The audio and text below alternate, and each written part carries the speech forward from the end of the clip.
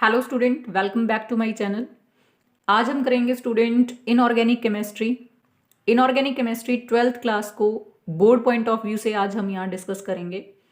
इसमें आपके दो ही चैप्टर आते हैं student, D and F block element and second one is the coordinate complex. अब स्टूडेंट हम फर्स्ट यहाँ पर लेके चलेंगे D and F block element को। फर्स्टली अगर हम बात करें स्टूडेंट, डी ब्लॉक एलिमेंट्स होते क्या हैं? वो एलिमेंट जिनमें लास्ट इलेक्ट्रॉन किसके अंदर एंटर करे? डी ऑर्बिटल के अंदर। इनका जनरल इलेक्ट्रॉनिक कॉन्फ़िगरेशन क्या होता है स्टूडेंट? n-1d। मैक्सिमम इलेक्ट्रॉन इसमें कितने हो सकते हैं? 10। और मिनिमम कितना हो सकता है? 1। ns में मैक्सिमम 2 इलेक्ट्रॉन फिल कर सकते हो और मिनिमम कितना फिल कर सकते हो? 1। This is the general electronic configuration of D block elements. अब हमने कहा स्टूडेंट कि लास्ट इलेक्ट्रॉन किस में एंटर करेगा? डी ऑर्बिटल में। वो 3d हो सकता है, 4d हो सकता है, 5d हो सकता है, मे बी इन 6d। तो any of the d orbital acquire the last electron, then it is come under the category of the d block elements. इनको हम transition elements बोलते हैं student. Why these are called the transition elements? As they are present in between the s and p block element. Secondly, they show the transition of the property from metallic towards the non-metallic. और अगर हम technical definition की बात करते हैं student कि what are the transition element, तो transition elements वो होते हैं जिनके पास क्या होता है? Partially filled d orbital. Partially filled d orbital का मतलब हमारे पास क्या होगा स्टूडेंट? जो उसमें आपके पास n-1 डी ऑर्बिटल है उसमें कितने इलेक्ट्रॉन हो सकते हैं? 1 से लेकर 9 तक। उसमें कंप्लीट 10 इलेक्ट्रॉन्स नहीं होने चाहिए। अगर उसके पास पूरे 10 इलेक्ट्रॉन्स हैं, इट मीन्स वो डी ब्लॉक एलिमेंट का तो पार्ट है, but it is not the transition element. अब स्टूडेंट जो ट्रांजिशन एलिमेंट्स हैं या ट्रांजिशन सीरीज हैं उनको हमने 4 पार्ट में डिवाइड किया। फर्स्ट ट्रांजिशन सीरीज है स्टूडेंट, उसमें एलिमेंट कहां से कहां तक आएंगे? स्कैंडियम 21 से लेकर जिंक 30 तक। इन सब में last electron goes to the 3d orbital. Second transition series yttrium से लेकर कैडमियम आएगा 39 to 48। इन सब में last electron goes to the 4d orbital. In third transition series lanthanum 57, then hafnium 72 to the mercury 80। बीच में यहां से 14 एलिमेंट्स गायब हैं स्टूडेंट, सीरियम से लेकर ल्यूटेटियम तक। मींस 58 से लेकर 71 तक। अब स्टूडेंट इन सब में lanthanum, hafnium to the mercury, last electron enter करता है 5d में। Fourth transition series student actinium 89, then rutherfordium 104, copernicium 112 तक। मींस अगेन यहां से 14 एलिमेंट्स गायब हैं and these 14 elements are thorium to lawrencium. Thorium का एटॉमिक नंबर है स्टूडेंट 90 और लोरेंशियम है 103। अब स्टूडेंट जो ये फर्स्ट वाले 14 एलिमेंट थे सीरियम से ल्यूटेटियम, इनमें लास्ट इलेक्ट्रॉन कहाँ एंटर करता है? 4f में। Thorium to lawrencium last electron कहाँ जाता है? 5f में।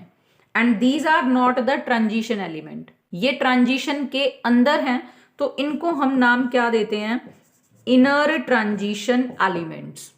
And these are known as the f block elements because in these the last electron enter into the f orbital 4f में या फिर कहाँ एंटर करेगा?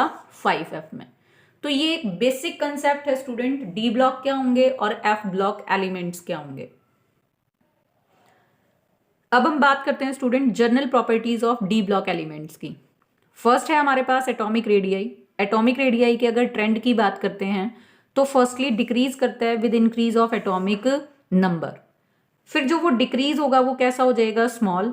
और slightly increase in atomic radius मिलेगा हमें at the last of the series. अगर हम फर्स्ट ट्रांजिशन सीरीज की बात करते हैं तो स्कैंडियम से लेकर अगर हम मिड ऑफ द सीरीज के पास आते हैं, मीन्स क्रोमियम तक आते हैं, तो आपके पास एटॉमिक रेडियस का क्या मिलेगा? डिक्रीज।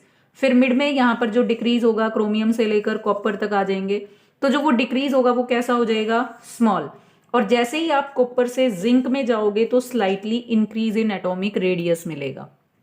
अब ये इररेगुलर ट्रेंड किस वजह से होता है स्टूडेंट? जब आप क्रोमियम में आते हो तो डी ब्लॉक के अंदर जो इलेक्ट्रॉन होते हैं वो अनपेयर्ड होते हैं। इसका इलेक्ट्रॉनिक कॉन्फ़िगरेशन क्या होता है, argon 18 3d5 4s1, maximum unpaired electrons होते हैं। लेकिन जैसे ही क्रोमियम के बाद आप मैंगनीज Mn में आते हो तो इलेक्ट्रॉन की पेयरिंग स्टार्ट हो जाती है। पेयरिंग से इलेक्ट्रॉनिक रिपल्शंस बढ़ती हैं, जिसकी वजह से लास्ट तक जाते जाते slightly increase in atomic radius notice करते हैं। सेकंड आपके पास प्रॉपर्टी आती है student, they show the variable oxidation state. Variable oxidation state क्यों होती है, due to the participation of both n-1 d orbital electron and ns electrons. दोनों ही ऑर्बिटल के इलेक्ट्रॉन टेक पार्ट करते हैं ऑक्सीडेशन स्टेट में, इसीलिए इनकी मैक्सिमम वेरिएबिलिटी मिलती है ऑक्सीडेशन स्टेट के अंदर। अगर आपसे पूछा जाए कि मैक्सिमम ऑक्सीडेशन स्टेट कौन सा एलिमेंट शो करता है, तो आपके पास आंसर कौन सा आ जाएगा, ऑस्मियम। सिंबल क्या होगा इसका, OS, और मैक्सिमम पॉसिबिलिटी ऑक्सीडेशन स्टेट की कितनी है, +8। इससे ज्यादा किसी भी एलिमेंट की ऑक्सीडेशन स्टेट नहीं मिलेगी स्टूडेंट। फर्स्ट ट्रांजिशन सीरीज के अंदर स्टूडेंट जो कॉपर है वो सबसे कम रिएक्टिव है, लिस्ट रिएक्टिव है। ऐसा क्यों होता है, क्योंकि जब आप इसके रिडक्शन पोटेंशियल की बात करते हो तो जो इसका रिडक्शन पोटेंशियल होता है वो कैसा होता है, पॉजिटिव। वैल्यू की बात करें तो कितना होगा, 0.34 वोल्ट। इलेक्ट्रोकेमिस्ट्री में हम इसको करवा चुके हैं। तो पॉजिटिव इलेक्ट्रोड पोटेंशियल वैल्यू की वजह से ये अपने इलेक्ट्रॉन इतना आसानी से नहीं देता, जिसकी वजह से इसकी रिएक्टिविटी कैसी हो जाती है, लिस्ट। फिर हमारे पास आता है स्टूडेंट कि जनरली डी ब्लॉक एलिमेंट्स कैसे होते हैं, पैरामैग्नेटिक। अब पैरामैग्नेटिक कैरेक्टर के पीछे रीजन क्या होती है, अवेलेबिलिटी ऑफ अनपेयर्ड इलेक्ट्रॉन्स। जिसमें जितने ज्यादा अनपेयर्ड इलेक्ट्रॉन्स होंगे वो उतना ही ज्यादा क्या शो करेगा, पैरामैग्नेटिज्म। डायमैग्नेटिक कैरेक्टर का मतलब student all the electrons are paired. जब सारे इलेक्ट्रॉन पेयर्ड होंगे तो वो कैसा होगा, डायमैग्नेटिक इन नेचर। अब स्टूडेंट जिसके अंदर जितने ज्यादा अनपेयर्ड इलेक्ट्रॉन्स होंगे, क्या होंगे, अनपेयर्ड इलेक्ट्रॉन्स, वो इतना ही ज्यादा हमारे पास क्या इंडिकेट करेगा, मैग्नेटिक मूवमेंट। मैग्नेटिक मूवमेंट को किससे डिनोट करते हैं, म्यू से। इसको फाइंड आउट करने के लिए फॉर्मूला मोस्ट इंपॉर्टेंट है स्टूडेंट, ये √n+1। bm डिनोट करता है इसकी यूनिट को, दिस इज बोहर्स मैग्नेटोन। और यहां पर जो n है वो किस चीज को इंडिकेट करते हैं, नंबर ऑफ अनपेयर्ड इलेक्ट्रॉन्स को। तो इसका मतलब है स्टूडेंट जिसमें जितने ज्यादा n की वैल्यू मींस जितने ज्यादा अनपेयर्ड इलेक्ट्रॉन, उसके पास उतनी ही ज्यादा क्या हो जाएगी, मैग्नेटिक मूवमेंट। और हम अगर फर्स्ट ट्रांजिशन सीरीज की बात करते हैं तो आपके पास क्रोमियम एक ऐसा एलिमेंट है जिसमें मैक्सिमम नंबर होते हैं अनपेयर्ड इलेक्ट्रॉन के। कितने इलेक्ट्रॉन होंगे स्टूडेंट अनपेयर्ड, 5d के अंदर और 1s के अंदर। तो मैक्सिमम अनपेयर्ड इलेक्ट्रॉन्स आर 6। तो इट मींस अगर मैं इस फॉर्मूले में वैल्यू को पोस्ट करूंगी तो स्टूडेंट 6। आप अब इसको सॉल्व करोगे तो आपके पास क्या आ जाएगा, magnetic movement of the chromium. Generally D block जो एलिमेंट्स होते हैं स्टूडेंट वो क्या बनाते हैं, coloured complexes. Coloured complexes generally वो बनाएंगे जिसके अंदर क्या होंगे, number of unpaired electrons in D orbital. Means जहां पर आपके पास डी ऑर्बिटल में अनपेयर्ड इलेक्ट्रॉन्स होंगे वो कलर्ड कॉम्प्लेक्सेस बनाएंगे। उसके पीछे रीजन क्या होगी, due to d transition. D transition का मतलब क्या होगा स्टूडेंट, आपके पास डी ऑर्बिटल टूट जाता है किसके अंदर, लोअर एनर्जी डी ऑर्बिटल और higher energy d orbital, T2g and last one is Eg। तो electrons are easily jump from lower energy d orbital to higher energy, उसको हम नाम क्या देंगे, डी ट्रांजिशन। तो जनरली जो कलर्ड कॉम्प्लेक्सेस हैं वो किसकी वजह से, अनपेयर्ड इलेक्ट्रॉन्स की वजह से और डी ट्रांजिशन की वजह से। क्रॉस क्वेश्चनिंग पूछ सकते हैं स्टूडेंट्स, स्कैंडियम 3 पॉजिटिव आपके पास है, टाइटेनियम 4 पॉजिटिव है, कॉपर पॉजिटिव है, जिंक 2 पॉजिटिव है। ये सारे के सारे आयंस कैसे होते हैं, कलरलेस। उसके पीछे रीजन क्या होती है कि इन आयंस के पास या तो डी ऑर्बिटल कैसा है, फुली फिल्ड है या फिर एम्प्टी है। जैसे जिंक 2 पॉजिटिव या कॉपर 2 पॉजिटिव की मैं बात करूं तो इनके अंदर डी का कॉन्फ़िगरेशन है D10, means it is fully filled. Fully filled के अंदर no d d transition, no colour. Scandium 3 positive का इलेक्ट्रॉनिक कॉन्फ़िगरेशन हो जाता है argon 18 3d0 4s 0। Titanium 4 positive का क्या होगा स्टूडेंट, आर्गन 18 3d0 4s 0। तो इनके अंदर डी ऑर्बिटल कैसा है, एम्प्टी। जब डी ऑर्बिटल एम्प्टी होगा तब भी डी डी ट्रांजिशन नहीं होगा, और जो आपके पास कॉम्प्लेक्स होगा वो कैसा बनेगा, कलरलेस। जनरली ये क्या बनाते हैं स्टूडेंट, इंटरस्टिशियल कॉम्प्लेक्सेस बनाते हैं। इंटरस्टिशियल कॉम्प्लेक्सेस क्यों बनाते हैं, क्योंकि जो इनके अंदर वॉइड्स होते हैं या जो इनकी इंटरस्टिशियल साइट्स होती हैं उनका साइज कैसा होता है, लार्जर। उन लार्जर वॉइड्स के अंदर ये किसको कैप्चर कर लेते हैं, बोरोन को, कार्बन को, नाइट्रोजन, इन स्मॉलर एलिमेंट्स को कैप्चर कर लेते हैं, and that result into the formation of the interstitial complexes. ये कैटालिटिक प्रॉपर्टी भी शो करते हैं स्टूडेंट, क्यों शो करते हैं, क्योंकि इनके अंदर पॉसिबिलिटी किसकी है, वेरिएबल ऑक्सीडेशन स्टेट की। वेरिएबल ऑक्सीडेशन स्टेट की वजह से ये लार्जर एलिमेंट्स के साथ कंबाइन कर सकते हैं और कैटलिस्ट के रोल को प्ले कर सकते हैं। जैसे हम यूज करते हैं स्टूडेंट वेनेडियम पेंटाऑक्साइड को कॉन्टैक्ट प्रोसेस किसके लिए यूज किया जाता है, H2SO4 की सिंथेसिस के लिए। ऐसे ही प्लेटेनियम को यूज करते हैं हम किसके अंदर, हैबर्ट्स प्रोसेस में, used for the synthesis of ammonia. Generally student जो हमारे पास मैक्सिमम या हायर पॉजिटिव ऑक्सीडेशन स्टेट्स होती हैं डी ब्लॉक एलिमेंट्स की, वो ज्यादा स्टेबल होती हैं किसके केस में, ऑक्साइड्स और फ्लोराइड्स के केस में। अब ये क्वेश्चन पूछा जाता है तो स्टूडेंट इसकी रीजन हम क्या देंगे, ऑक्साइड्स में हमारे पास कौन होगा, ऑक्सीजन, और फ्लोराइड्स में हमारे पास कौन जुड़ा होगा डी ब्लॉक एलिमेंट के साथ, fluoride ion, means F negative. अब स्टूडेंट जो ऑक्सीजन है मीन्स ऑक्साइड है या फ्लोराइड है, these are highly electronegative. Highly electronegative होंगे तो वो क्या कर सकते हैं, जो मेटल के ऊपर पॉजिटिव चार्ज है उसको आसानी से बैलेंस कर सकते हैं या फिर स्टेबलाइज्ड कर सकते हैं। तो इसकी रीजन आ जाएगी due to the high electronegativity of oxygen and fluorine. और अगर इसमें से भी चॉइस पूछी जाए कि ज्यादा स्टेबल कौन करेगा, ऑक्साइड करेगा या फ्लोराइड करेगा, तो हमारी रीजन आएगी ऑक्साइड्स में ज्यादा स्टेबिलिटी होगी as compare to that of fluorides. उसके पीछे रीजन क्या होगी स्टूडेंट, ऑक्सीजन में कितने नेगेटिव है, 2, फ्लोरीन में कितना नेगेटिव है, 1। अगर मेटल के ऊपर 2 पॉजिटिव चार्ज है तो एक अकेली ऑक्सीजन उसको क्या कर देगी, neutralise, because oxygen form double bond. लेकिन अगर मेटल का 2 पॉजिटिव ऑक्सीडेशन स्टेट है, हमें फ्लोराइड से उसको न्यूट्रलाइज कराना है तो कितने फ्लोराइड चाहिएंगे, 2। तो हम क्या कहेंगे, फ्लोरीन या F negative form single bond. तो हमारे पास यहां आंसर आएगा कि ऑक्साइड्स में हायर पॉजिटिव ऑक्सीडेशन स्टेट ज्यादा स्टेबल होती है as compare to that of fluoride, because oxygen form the multiple bond but fluorine not able to form the multiple bond. इसी रीजन के बेस पर स्टूडेंट एक क्वेश्चन और आपके पास आ सकता है कि Mn2O7 पॉसिबल या formed but Mn2F7 not formed.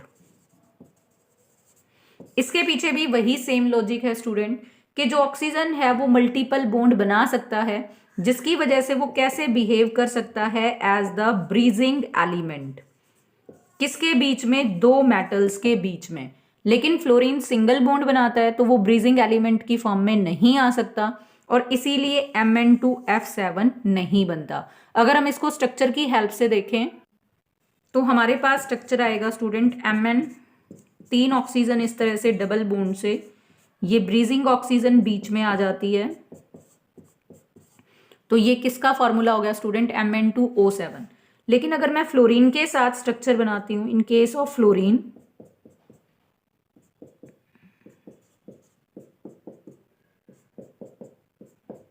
अब फ्लोरीन या तो इसके साथ जुड़ सकता है स्टूडेंट या फिर इस मेटल के साथ जुड़ सकता है, 2 बॉन्ड ये बना नहीं सकता, तो ये ब्रीजिंग एलिमेंट की फॉर्म में नहीं आएगा, जिसकी वजह से ये Mn2F7 नहीं बनाएगा।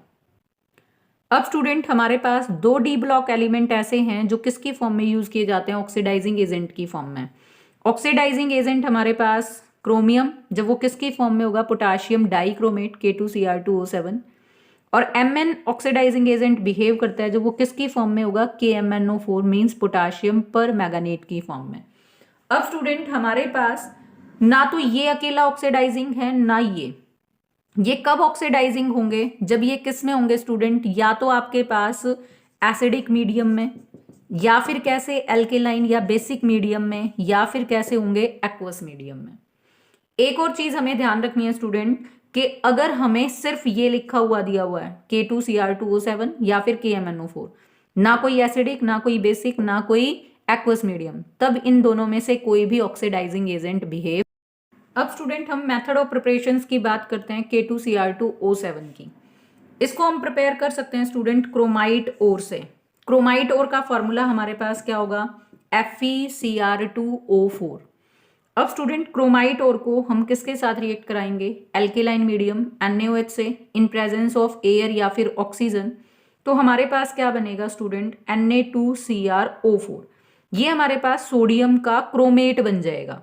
दोनों में डिफरेंस क्या है स्टूडेंट, यहां पर जो आपके पास है वो है CrO4 2 नेगेटिव, और यहां पर आपके पास Cr2O4 नेगेटिव आयरन के साथ जुड़ा हुआ है। तो ये हमारे पास क्रोमाइट ओर है और ये क्या बन गया, सोडियम क्रोमेट। अब स्टूडेंट सोडियम क्रोमेट की रिएक्शन किससे कराएंगे, H2SO4 से। सल्फ्यूरिक एसिड कैसा है, डिहाइड्रेटिंग एजेंट, तो दो मॉलिक्यूल को रिएक्ट करवाएगा, वाटर को बाहर निकाल देगा और वहां से क्या बना देगा, सोडियम डाइक्रोमेट। अब स्टूडेंट यहां पर आपके पास है Cr2O7, वो किस फॉर्म में है, Cr2O7 2 नेगेटिव। दोनों का बेसिक डिफरेंस क्लियर हो गया होगा, ये क्रोमेट है और ये डाइक्रोमेट आयन है। फिर जो आपके पास सोडियम डाइक्रोमेट बना, उसको किससे रिएक्ट कराएंगे, KCl से। तो अब पोटाशियम ज्यादा रिएक्टिव है तो वो किसको रिप्लेस कर देगा, सोडियम को, और आपके पास क्या बन जाएगा, K2Cr2O7। जैसे ही पोटाशियम डाइक्रोमेट बनेगा तो आपके पास यहां पर कैसे प्रेसिपिटेट आ जाएंगे, ऑरेंज, और ऑरेंज कलर की फॉर्मेशन इंडिकेशन है formation of the potassium dichromate. अब स्टूडेंट हम बात करते हैं प्रिपरेशन ऑफ KMnO4 की। इसको प्रिपेयर करने के लिए हमें क्या लेकर चलना पड़ेगा, पायरोलुसाइड। पायरोलुसाइड का फॉर्मूला है स्टूडेंट MnO2। इसको भी फर्स्टली हम एल्केलाइन मीडियम KOH से रिएक्ट करवाएंगे इन प्रेजेंस ऑफ ऑक्सीजन या एयर। हीट करेंगे तो हमारे पास क्या बनेगा, K2MnO4। ये कंपाउंड जैसे ही बनेगा यहां पर कैसा कलर आ जाएगा, green. This is potassium manganate, means यहां पर क्या है, MnO4 2 नेगेटिव आयन की फॉर्म में है और इसका कलर कैसा होगा, ग्रीन। अब जैसे ही इस कंपाउंड को K2MnO4 को आप किससे रिएक्ट करवाते हो, क्लोरीन से, तो यहां से KCl बाहर निकल जाएगा और आपके पास क्या रह जाएगा, KMnO4। मींस आपके पास किस चीज की फॉर्मेशन हो जाएगी, पोटाशियम पर मैग्नेट ऑक्सीडाइजिंग एजेंट की। जैसे ही ये बनेगा तो यहां पर आपके पास कलर कैसा आ जाएगा, पर्पल। अब नेक्स्ट है स्टूडेंट ऑक्सीडाइजिंग नेचर कैसे है KMnO4 का या फिर K2Cr2O7 का, क्योंकि ये ऑक्सीडाइज कर देते हैं Fe2 पॉजिटिव को किस में, Fe3 पॉजिटिव में। I नेगेटिव को ऑक्सीडाइज कर देते हैं किस में, I2 में। SN2 पॉजिटिव को ऑक्सीडाइज कर देते हैं SN4 पॉजिटिव में। बहुत सारे ऐसे एग्जाम्पल आप ले सकते हो।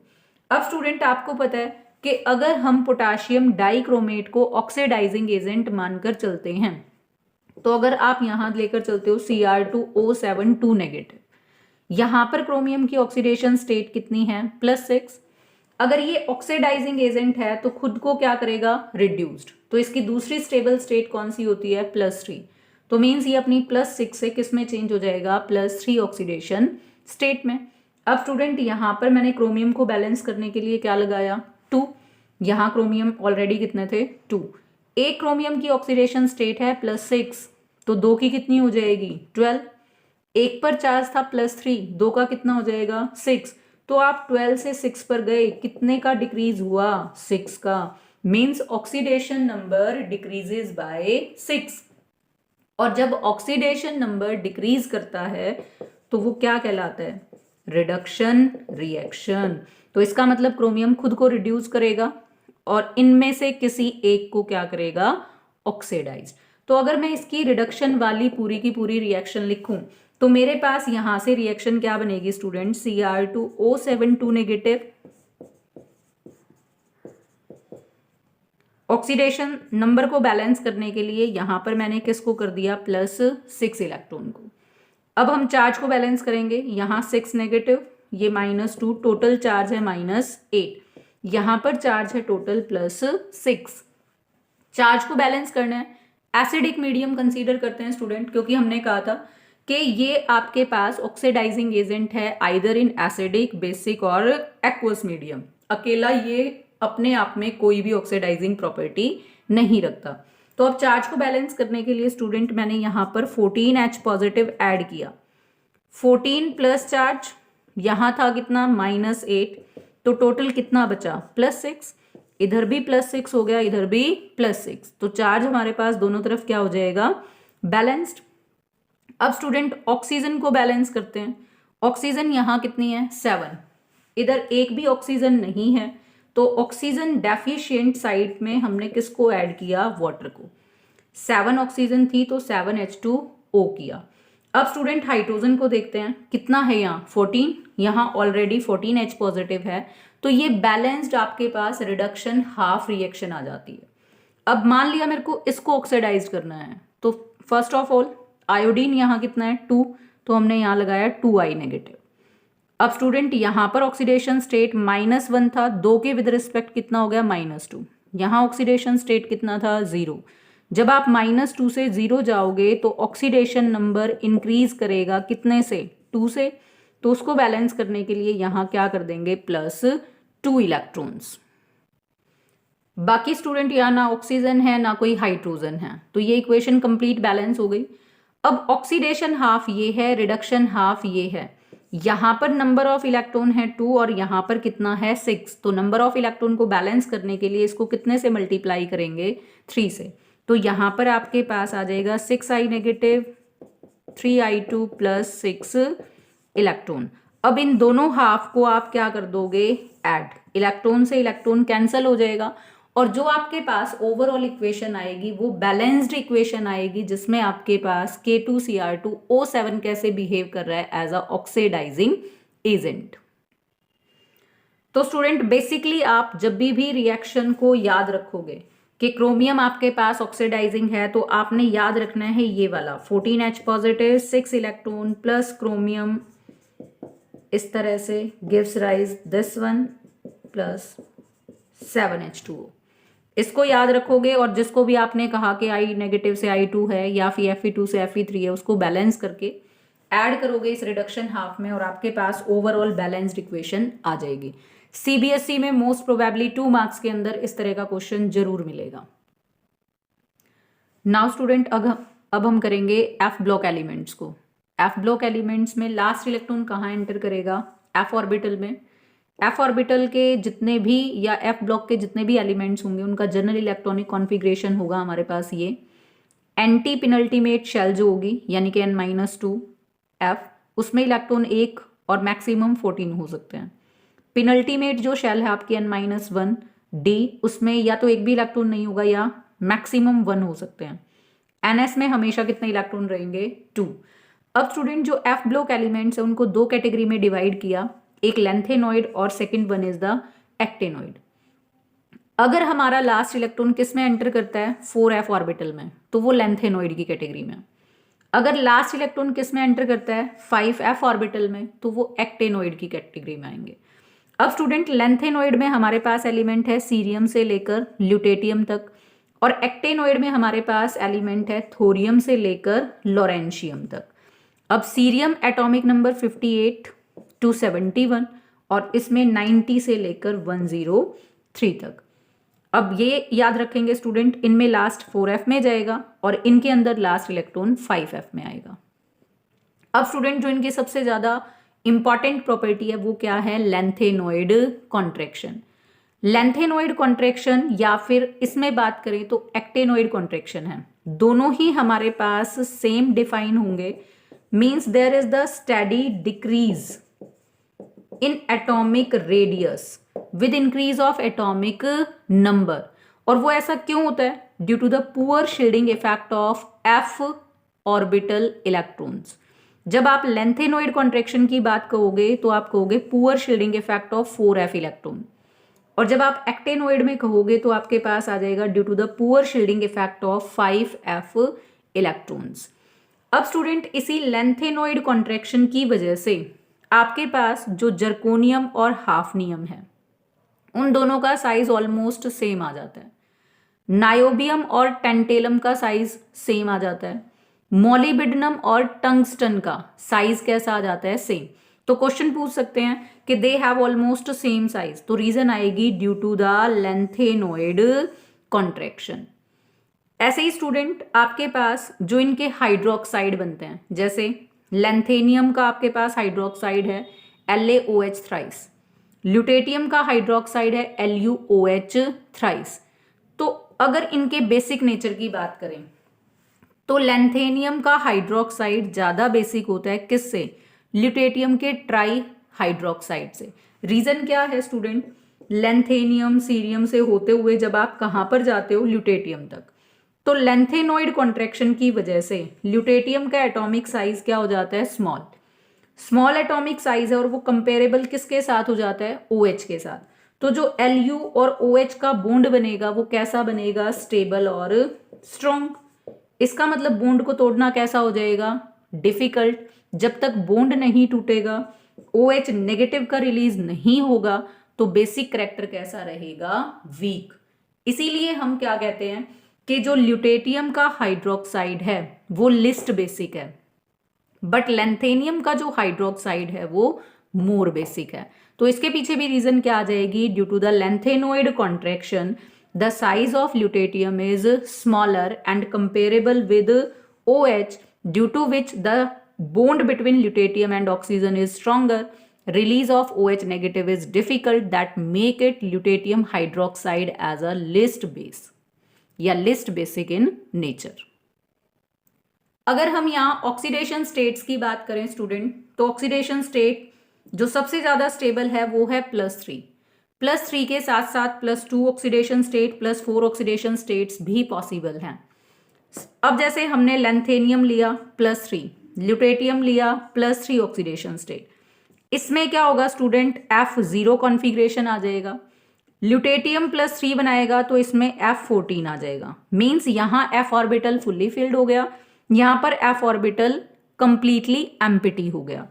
सीरियम की बात करते हैं तो सीरियम में +4, यहां पर भी कॉन्फ़िगरेशन क्या आ जाएगा? F0। टर्बियम की बात करते हैं +4, तो यहां पर कॉन्फ़िगरेशन आ जाएगा F7। F7 होते ही exactly half filled F orbital हो जाएगा, क्योंकि मैक्सिमम 14 आ सकते हैं, यहां पर कितने रहेंगे? 7।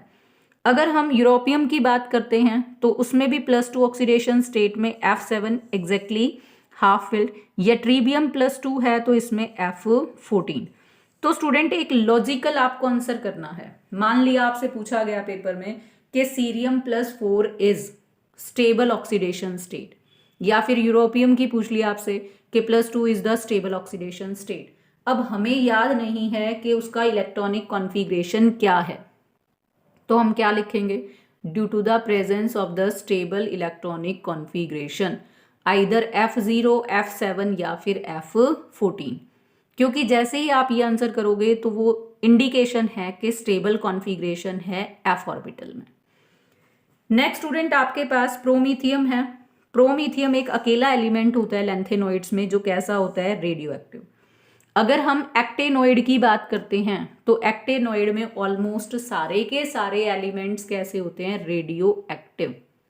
तो student this is all about D and F block elements, और इसके कुछ क्वेश्चंस हैं जो किसके साथ कोरिलेट होकर आते हैं? कोऑर्डिनेट कॉम्प्लेक्स के साथ। तो नेक्स्ट वीडियो में कोऑर्डिनेट कॉम्प्लेक्स के इंपॉर्टेंट क्वेश्चंस को यूज करेंगे, और अगर हम इस पूरे चैप्टर को बिल्कुल की पॉइंट्स की फॉर्म में रिवाइज करना चाहते हैं तो हमारे पास बेसिकली क्या याद होना चाहिए कि कलर्ड कॉम्प्लेक्सेस हैं तो अनपेयर्ड इलेक्ट्रॉन हैं। अगर आपके पास पैरामैग्नेटिज्म है तब अनपेयर्ड इलेक्ट्रॉन है। अगर हमारे पास कलर कहीं पर आ रहा है तो वहां पर या तो DD ट्रांजिशन होगा या फिर क्या होगा? FF transition. अगर आपसे एफ ब्लॉक का पूछा जाए एलिमेंट तो एफ एफ ट्रांजिशन लिख देंगे, डी ब्लॉक का पूछा जाए तो डी डी ट्रांजिशन लिख देंगे। कहीं पर डायामैग्नेटिक आता है तो सारे इलेक्ट्रॉन कैसे हो जाएंगे, पेयर्ड, और वो कैसा आ जाएगा, कलरलेस। कहीं पर स्टेबल कॉन्फ़िगरेशन की बात या ऑक्सीडेशन स्टेट की बात आती है तो आपने लिखना है कि इन दीज ऑक्सीडेशन स्टेट या तो डी और एफ ऑर्बिटल फुल्ली फिल्ड हैं या हाफ फिल्ड हैं या फिर आपके पास वो एम्प्टी हैं। तो बेसिकली स्टूडेंट मान लिया आपके पास रेडियो एक्टिव एटॉमिक रेडियस का आ जाता है तो वहां पर आपको क्या लिखना है, आइदर लेंथेनॉइड कॉन्ट्रैक्शन और एक्टेनॉइड कॉन्ट्रैक्शन। तो मोस्टली ये 2-4 पॉइंट्स हैं जिनको आप याद करके इसमें से सभी क्वेश्चंस के आंसर्स को अटेम्प्ट कर सकते हो। नेक्स्ट वीडियो में कोऑर्डिनेट कॉम्प्लेक्स को कवर करेंगे student. Thanks and have a nice day.